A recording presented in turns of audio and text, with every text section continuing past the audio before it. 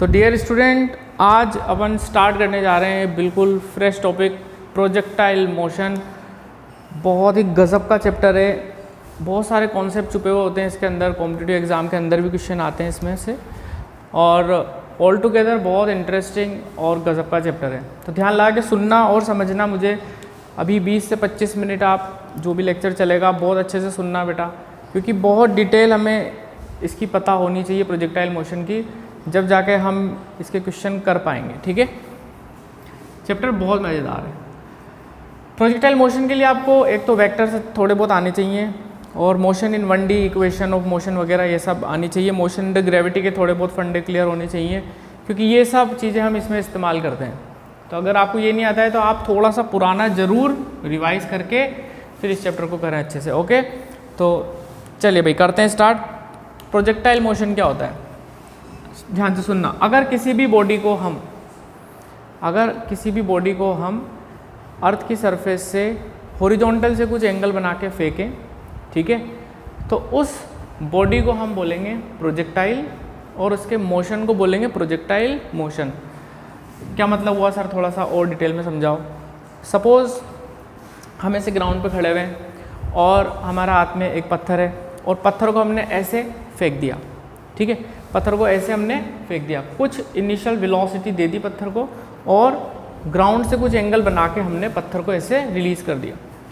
तो जब हम पत्थर को ऐसे रिलीज़ करेंगे, ये ग्राउंड मान लो, ठीक है, हमने पत्थर को ऐसे फेंक दिया, तो हम ये ऑब्जर्व करते हैं कि पत्थर जो है वो ये ऐसा पाथ फॉलो करके वापस ग्राउंड पर आ जाता है। पत्थर ऐसा तो नहीं कि सीधा चला जाता है, ठीक है, ऐसा तो होता नहीं है। हम किसी भी स्टोन को फेंकेंगे तो क्या होगा, थोड़ी देर बाद वो कर्व हो जाएगा, और कर्व होते होते होते वापस वो अर्थ की सरफेस पे आ जाएगा। तो हमने इस पत्थर को या इस बॉडी को हॉरिजॉन्टल से कुछ एंगल बना के फेंका थीटा, ठीक है, हॉरिजॉन्टल से कुछ एंगल बना के फेंका थीटा, और इस के पाथ को हमने बोला प्रोजेक्टाइल मोशन, और इस बॉडी को हमने बोला प्रोजेक्टाइल। ये बॉडी तो हमारी जिसको हमने फेंका था वो प्रोजेक्टाइल है, और ये जो पाथ इसने फॉलो किया कर्व पे गया है, ठीक है ना, एक कर्व को फॉलो करते हुए गया। इस कर्व का नाम क्या है, पैराबोला। पैराबोलिक पाथ को फॉलो करते हुए ये पत्थर वापस ग्राउंड पे गिर गया। तो ये पत्थर जो था हमारा, ये प्रोजेक्टाइल था, इसके मोशन को हमने नाम दिया प्रोजेक्टाइल मोशन, और जिस कर्व पे ये चल के गया वो कर्व था पैराबोला। पैराबोलिक पाथ को फॉलो करते हुए वो गया। ओके, और चीज़ें समझो इसमें, ये किस टाइप का मोशन है। तो प्यारे बच्चों, ये एक 2 डायमेंशनल मोशन है। अब 2 डायमेंशनल मोशन किसको बोलते हैं, देखो 1 डायमेंशनल मोशन किसको बोलते हैं पहले वो पता होना चाहिए। 1 डायमेंशनल मोशन का मतलब particle is travelling on a straight line. 1 dimensional motion का मतलब पार्टिकल स्ट्रेट लाइन पर चल रहा है, ऐसे ऐसे कैसे भी, ठीक है। 1 डायमेंशन में तो स्ट्रेट लाइन में चलता है पार्टिकल, और 2 डायमेंशनल मोशन में एक कर्व पे चलता है पार्टिकल। किस पे चलता है, कर्व पे। तो पार्टिकल अगर किसी कर्व को फॉलो करते हुए चल रहा है तो उसका मोशन होगा 2 डायमेंशनल मोशन।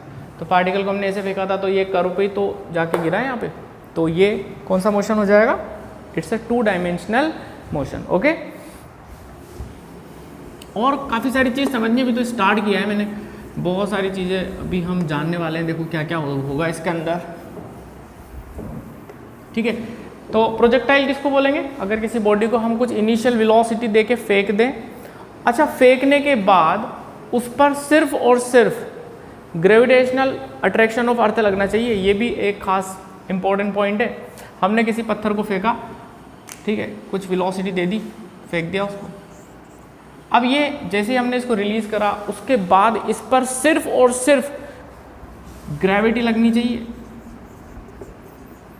अगर कोई दूसरी फोर्सेस भी लग रही हैं तो फिर हम इसको प्रोजेक्टाइल मोशन की कैटेगरी में नहीं लेंगे, ठीक है।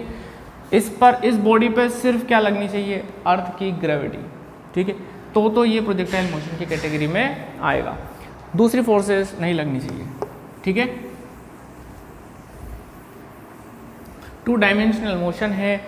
अब इसकी थोड़ी सी अपन बारीकियां समझें, थोड़ा सा पुराना अपन वेक्टर वगैरह पे चलते हैं। देखो एक चीज़ याद रखना बच्चों, कोई भी बॉडी है, m मास की बॉडी है, v वेलोसिटी से चल रही है, अगर इस पर एक्सेलरेशन की डायरेक्शन और वेलोसिटी दोनों एक ही डायरेक्शन में, बॉडी एक्सेलरेट कर रही है इसी और वेलोसिटी भी इधर ही है, दोनों एक ही डायरेक्शन में, या फिर इसका अपोजिट केस ले लो, बॉडी इस तरफ चल रही है और एक्सेलरेशन पीछे की तरफ, ठीक है। इस सिचुएशन में वेलोसिटी और एक्सेलरेशन के बीच में 180 डिग्री का एंगल है और इस सिचुएशन में 0 डिग्री का एंगल है। इन दोनों ही सिचुएशन में पार्टिकल स्ट्रेट लाइन मोशन को ही फॉलो करता है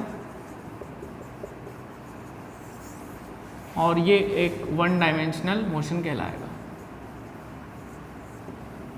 ठीक है। दोनों ही सिचुएशन में पार्टिकल स्ट्रेट लाइन के पाथ को ही फॉलो करेगा। यानी कि हम एक चीज़ समझ गए कि वेलोसिटी और एक्सेलरेशन के बीच में अगर एंगल 0 है या 180 डिग्री है तो फिर तो 1 डायमेंशनल मोशन होने वाला है। लेकिन अगर वेलोसिटी और एक्सेलरेशन नॉन कोलिनियर हैं, ये वेक्टर क्वांटिटी है ना, ये नॉन कोलिनियर है। नॉन कोलिनियर का मतलब दोनों के बीच में कुछ ना कुछ एंगल है, 0 और 180 को छोड़ के, ठीक है। कुछ भी मान लो, ऐसे वेलोसिटी और ये एक्सेलरेशन, ये थीटा एंगल है। थीटा 0 और 180 डिग्री के अलावा कुछ भी एंगल होगा तो ये नॉन कोलिनियर हो जाएंगे। कैसे हो जाएंगे? Non collinear. तो ध्यान से सुनना, अगर वेलोसिटी और एक्सेलरेशन नॉन कोलिनियर हैं, मतलब 0 और 180 डिग्री के अलावा कुछ एंगल बन रहा है दोनों के बीच में, तो पार्टिकल कर्व्ड पाथ पर चलेगा, कर्व्ड पाथ पर चलेगा 100%। और अगर एक्सेलरेशन कांस्टेंट है, और एक्सेलरेशन कैसा है? कांस्टेंट, तो ये जो कर्व्ड पाथ होगा ये एक पैराबोला होगा। बहुत इंपॉर्टेंट बात मैंने बोली है, आप फिर से सुनिए एक बार और। अगर वेलोसिटी और एक्सेलरेशन नॉन कोलिनियर है, नॉन कोलिनियर मतलब दोनों के बीच में 0 और 180 डिग्री के अलावा कुछ एंगल है, ठीक है, तो कर्व्ड पाथ को पार्टिकल फॉलो करेगा। और अगर एक्सेलरेशन कांस्टेंट लग रहा है बॉडी पर, तो फिर वो जो कर्व्ड पाथ होगा वो पैराबोला होगा और ये मोशन हमारा होगा प्रोजेक्टाइल मोशन। ये मोशन हमारा होगा प्रोजेक्टाइल मोशन। यानी कि हम जो इस चैप्टर में पढ़ने वाले हैं वो यही कहानी है। वेलोसिटी और एक्सेलरेशन के बीच में कुछ एंगल होगा और एक्सेलरेशन हमारा कैसा होगा? कांस्टेंट होगा।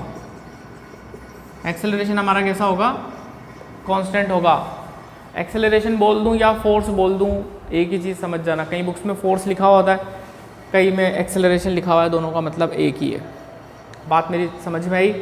तो प्रोजेक्टाइल मोशन में क्या होगा?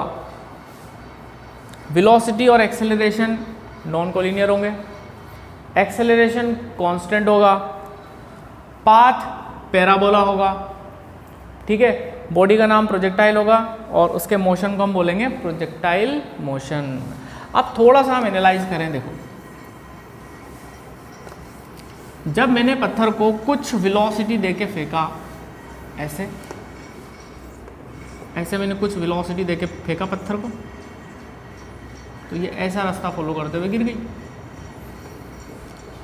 आप पत्थर के पाथ पर किसी भी इंस्टेंट पर अगर आप देखोगे तो वेलोसिटी और एक्सेलरेशन दोनों के बीच में कुछ ना कुछ एंगल आपको ज़रूर मिलेगा। एक्सेलरेशन किसकी वजह से है बॉडी में? क्योंकि इस पर सिर्फ और सिर्फ ग्रेविटी लग रही है, तो एक्सेलरेशन ड्यू टू ग्रेविटी का रोल रहेगा इस पूरे मोशन में। क्या और कोई सी फोर्स लग रही है? नहीं लग रही है। तो यानी कि बॉडी पर ग्रेविटी हमेशा नीचे की तरफ लग रही है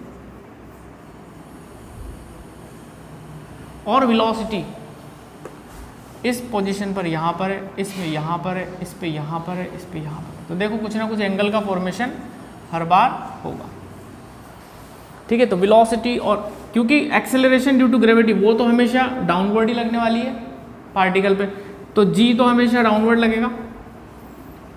ठीक है, और वेलोसिटी हर पॉइंट पर इसकी चेंज होगी, वेलोसिटी हर पॉइंट पे चेंज होगी, दोनों के बीच में कुछ ना कुछ एंगल रहेगा।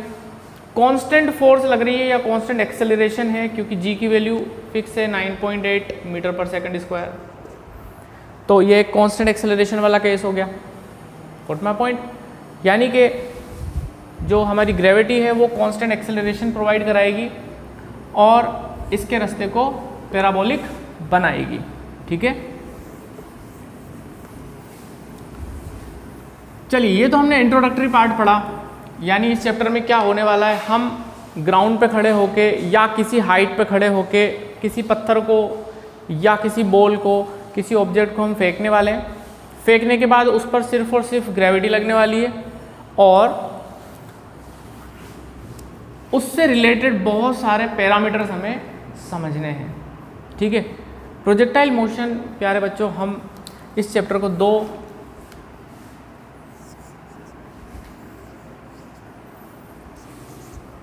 कैटेगरी में डिवाइड कर देते हैं। पहला होगा हमारा ऑब्लिक प्रोजेक्टाइल और दूसरा होगा हमारा हॉरिजॉन्टल प्रोजेक्टाइल।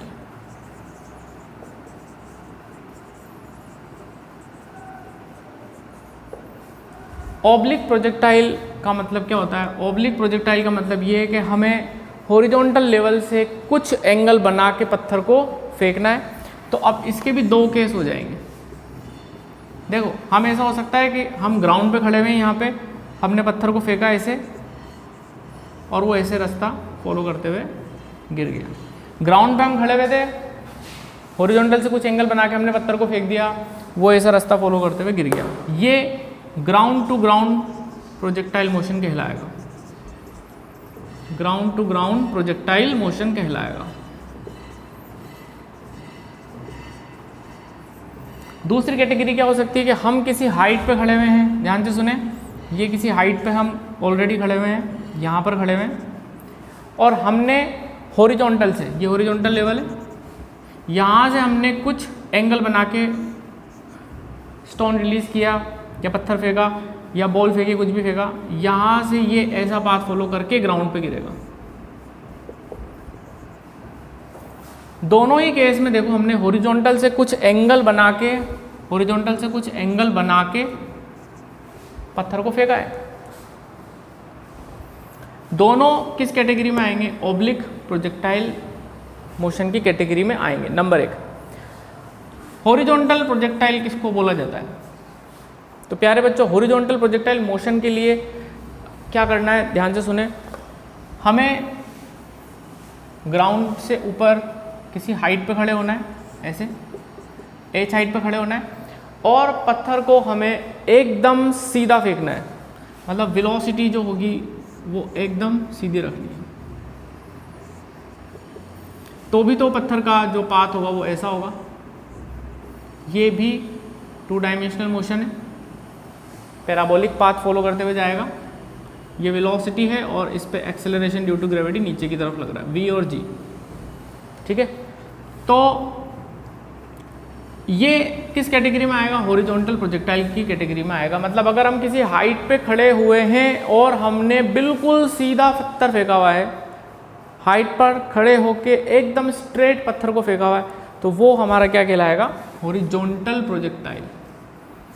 और अगर हम किसी ग्राउंड से या हॉरिजॉन्टल लेवल से कुछ एंगल बना के स्टोन रिलीज करेंगे, इनिशियल वेलोसिटी देंगे, तो वो ऑब्लिक प्रोजेक्टाइल कहलाएगा। उसकी 2 कैटेगरी है, ग्राउंड टू ग्राउंड और एक,